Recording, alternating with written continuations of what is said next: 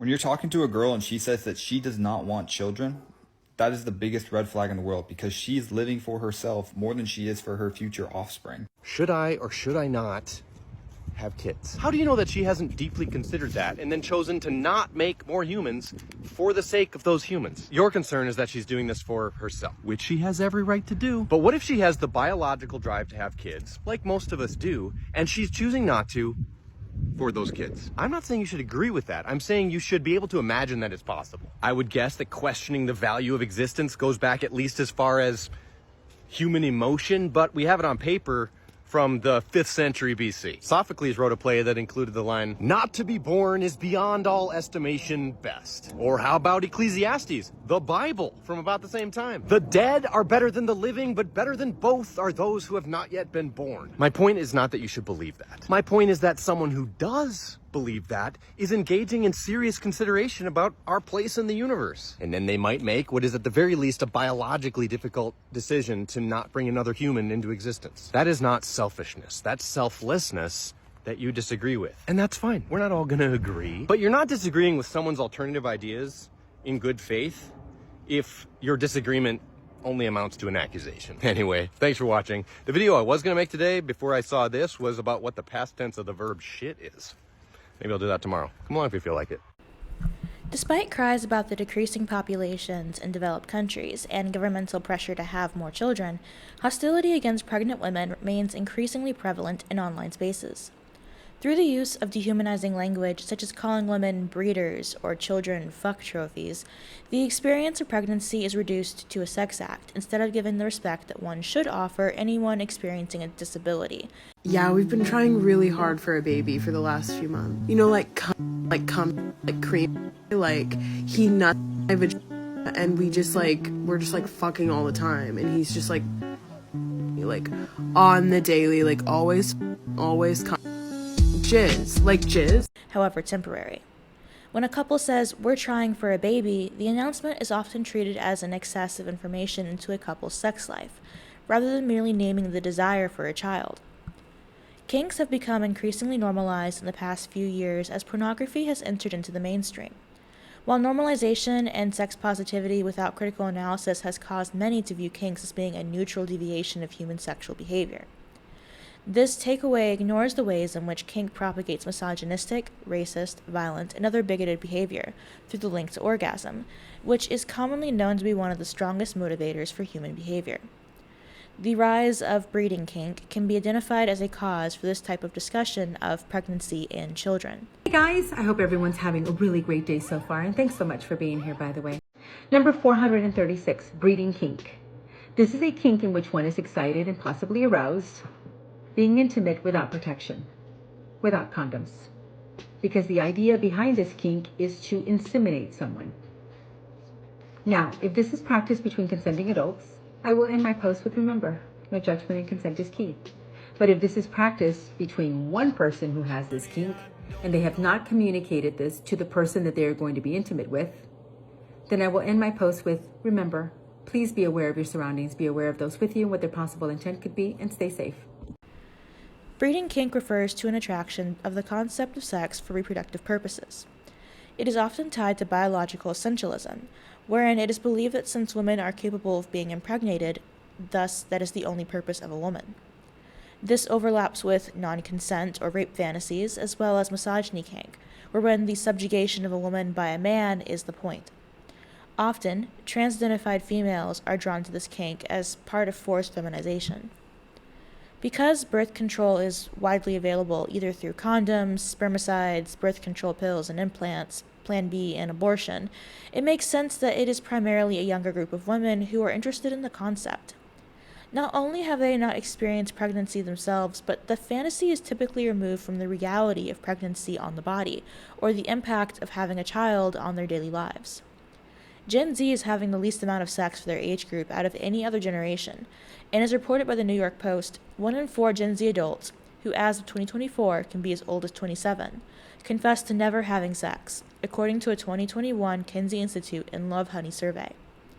In addition to the memory of what forced memory and a lack of choices due to being female was like having fallen into the memory hole, in large part due to a lack of class consciousness or intergenerational communication, The rise and normalization of violent sex via pornography has led to a mimicry of violent on-screen intercourse that eroticizes abuse.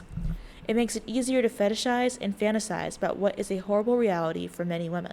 This man was forced to have sex with hundreds of women, whether he wanted to or not. Known as Pataseka, he stood at over 7 feet tall and is said to have fathered over 200 children. He was one of many slaves, known as a stud breeding slave, that were prized for their ability to produce strong, healthy children. Instead of working out in the fields, he was forced to impregnate enslaved women with or without consent. Slaveholders forced slaves to have babies because each child meant another slave that could work or be sold for profit. The despicable practice had many levels to it, from slaveholders renting a stud like Pataseka for a night to come and impregnate the female slaves, to all-out breeding farms where a handful of men would be forced to impregnate a large group of women. The goal of these breeding farms was to produce as many children as possible to be sold as if they were cattle. The farms were so widespread in Virginia that the state's main export wasn't a crop, it was slaves. It wasn't until 1865 that these men, women, and children were finally officially free. By fetishizing the act of pregnancy and getting pregnant, the focus shifts away from the child, which then becomes nothing more than a prop to its parent's sexual proclivities. You can see this in breeding kink posts where the actual result of the breeding is framed as a manner of subjecting the woman to subjugation and as proof of the man's dominance, rather than as a desired product of sex. This echoes the manner in which forced impregnation has historically been used to dominate or culturally destroy an unwanted group. Forced impregnation is now viewed as a war crime, of which the war in former Yugoslavia is often pointed to as a prime example. It's hard to keep faith in humanity when you tell stories like this. We were living in this village, majority if not all were Muslims, and one day we got marched to the sort of fold of the mountain, the entire village. We were to be massacred. I didn't have time to say or think really that much. It was this thing that was pulled over my head, and they grabbed me over my armpits and shoved me in this van.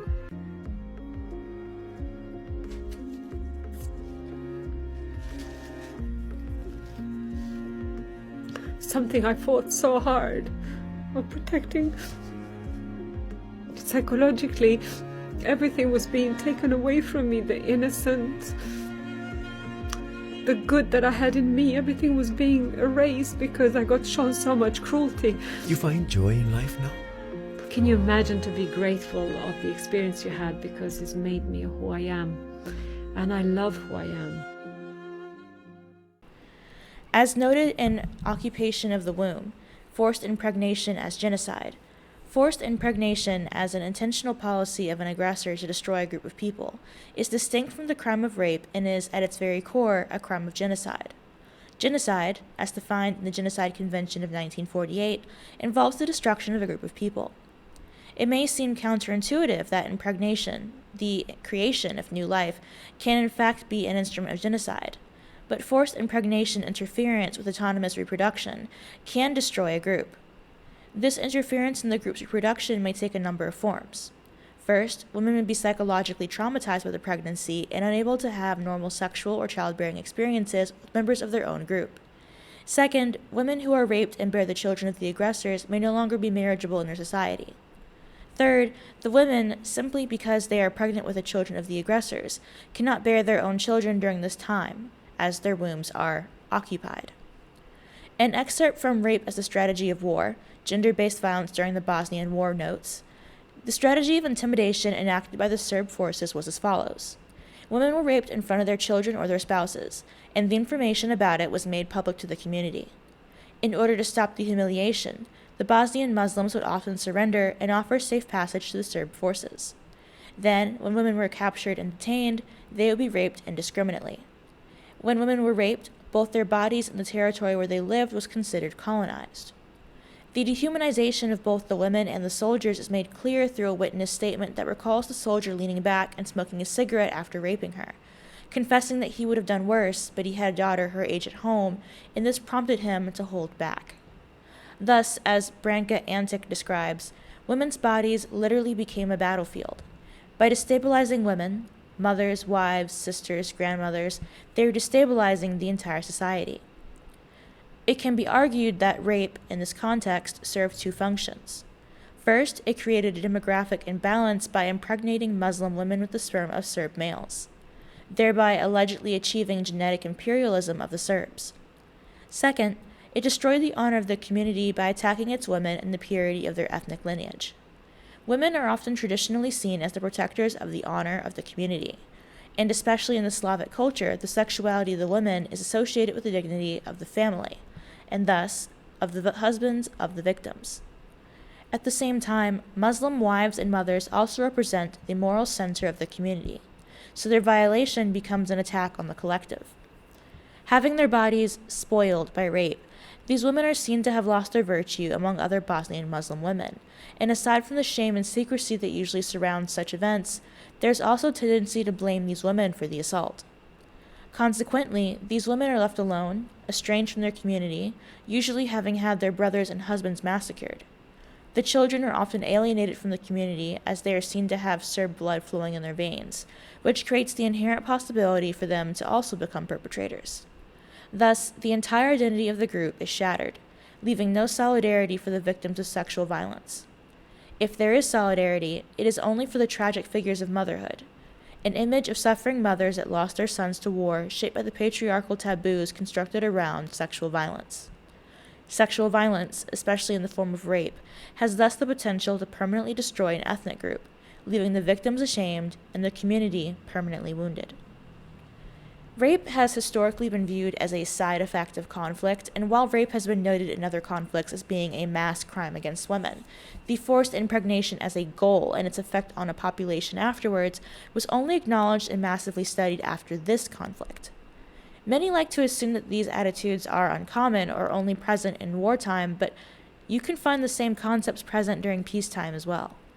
They call it the Luke and Leah complex because of the movie Star Wars. Children who haven't been brought up together are more likely to get attracted to each other because they see some familiarities in the face of the sibling. This documentary is a wild ride. Netflix just released a docuseries called The Man with 1,000 Kids about a serial sperm donator who has potentially thousands of children throughout the world. And these children are now at risk of finding each other and falling in love without realizing that they're siblings. Also, I cover a lot of dark stuff on this page and have a lot of documentary recs if you want to follow along. So Jonathan Jacob Meijer was able to find loopholes in the sperm donation process as well as just lie to people so that he was able to donate his sperm to hundreds, if not thousands, of people who are looking to have children. Because of this, he has over 500 children throughout the world, but the most shocking part of the documentary is not that, it's what happens when some of those kids start meeting each other. Because when some of the parents realize that their kid has a ton of half-siblings, they start a Facebook group and try to set up like playdates and stuff. But some parents start to worry that their children like their half-siblings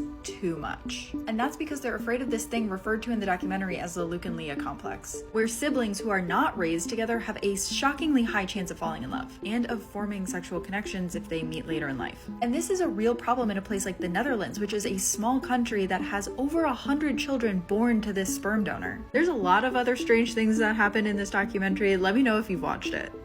One recent case can be seen in the case of Jonathan Jacob Meijer, who has fathered at least 500 children through sperm donation in official, unofficial, and international contexts. His desire to have as many kids as possible has driven him to donate to sperm banks as well as through online websites.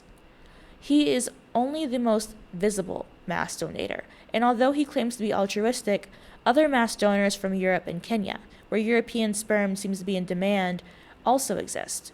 "I want to bleach Africa," one boasted. A man named in the film was Anthony Greenfield, though it might have been an alias, who says he had already donated it in the Netherlands, Belgium, Thailand, Vietnam, the Philippines, Kenya, and Uganda. "More countries would soon be colonized by my glorious and mighty white seed," he said. In all of these cases, it is clear that the children are little more than a tool for fetish or ideology. A child is deserving of respect, care, and safety on account of being a human being, but especially as children do not have the capacity to care for themselves. I'm absolutely not going to consider parenting for the reason that you're talking about. I don't want to use a child to stretch my ability to grow as a person. What a gross thing to do. What a gross thing to do. What a gross amount of pressure to put on a child. Nope. I am not going to have children because I know that I wouldn't be a good father. Well aware of it. Well aware of it. I barely take care of myself. I'm not patient with myself. How am I going to be patient with a child? And then when I make mistakes, have the luxury of saying, well, there's no way to be a perfect parent. I did the best I could. I mean, you could have done a lot better. You could have not had me. That would have been... Anyway, I'm not going to consider it. I've already considered it. And I've come to a logical... And the earth is on fire. But anyway, I've come to a logical conclusion to not have children because I know I'm incapable of doing so. Because I don't have that type of patience. I know that I don't. And I'm not going to torture a child so that I can learn how to get it.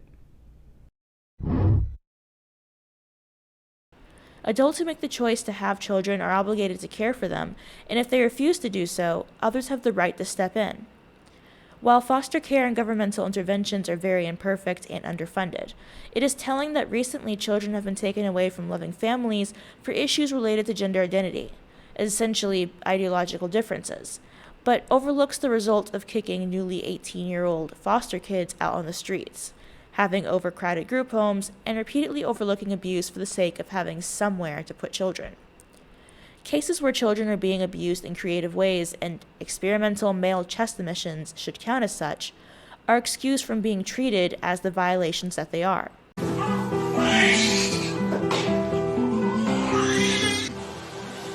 Oh, I put it over here. The baby has been able to latch, but I've not been able to produce any milk. It's okay because we're gonna supplement the feeding with formula so that my baby's still getting the nutrients that they need. I appreciate you so much for all your work. And I appreciate you also, baby. I couldn't have done it without you.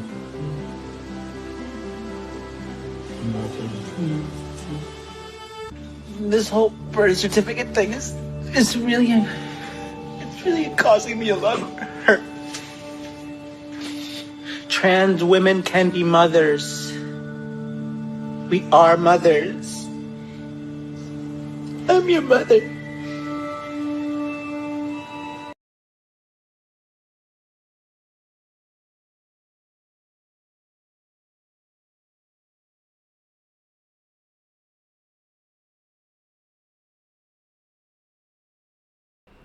Parents who would prefer their children to not sterilize themselves or undergo puberty blockers are presented as the enemy, not parents who are clearly capitalizing on their children's identity to make money, or those who clearly have ulterior motives for having children to begin with. This, dear viewers, is where we part. I feel like I have the most depressing hobbies / reading interests, but I recently have been reading about the Yugoslavian conflict, the Bosnian War, all that stuff, because I've noticed that there's just so many examples of mass rape and conflicts, and it tends to be overlooked or downplayed or otherwise, oh, these are bad women, so they deserve it. And I have tried to stay out of discussions on Gaza and Israel for the most part because I know that it will instigate conversations that will detract from the main goal of this channel, which is feminism, in an accessible way to a moderate audience to try to get more and more people to see these issues for what they are.